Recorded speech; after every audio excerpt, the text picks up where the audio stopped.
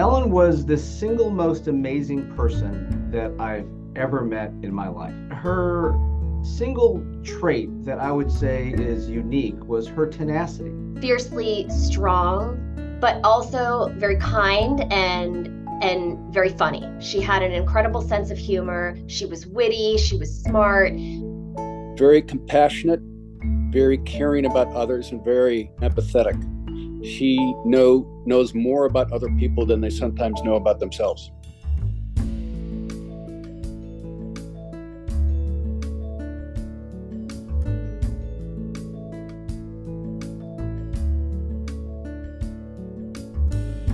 She overcame the most devastating of physical injuries and climbed to the top of her profession. And she did it through pure tenacity. She just would not even consider obstacles as obstacles. Things that would normally stop a person from doing something, she would just blow right through. We would go to the museum and you were seeing the art on a different level because she knew so much about art. She majored in art history. It wasn't just, well, this was painted at this time and this date and it was part of this period.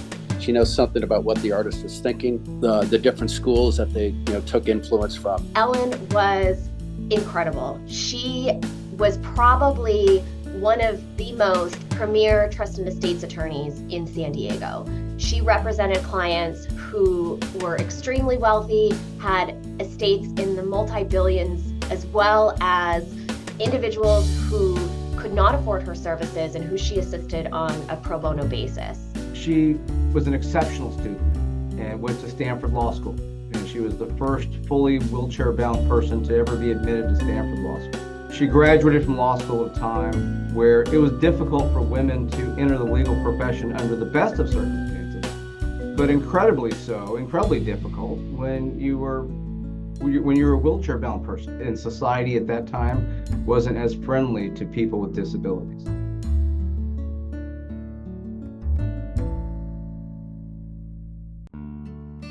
She would be proud of the people that she had brought along through the firm, including myself, the training that she gave us, the guidance that she gave us so that we could really carry on the legacy that she left. She took it upon herself to train me and to give me guidance, not only as an attorney and as a young lawyer, but also as a human being. Somebody is in a wheelchair, goes back, finishes school, goes to Stanford Law, gets a very good law job and has a very successful career and marriage, and serves on many boards and is very generous with her time.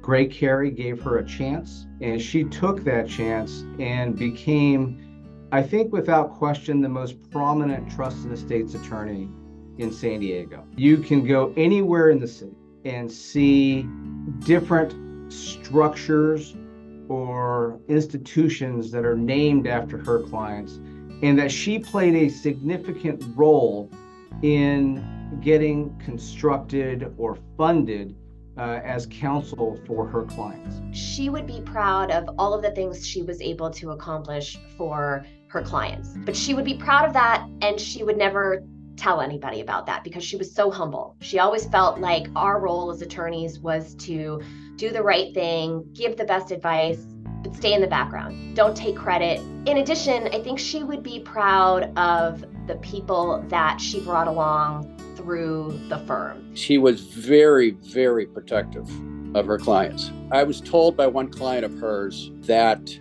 she would go to greater lengths in her practice of estate law than others would go, where she would actually go and do ongoing vetting of certain foundations that people were actively part of.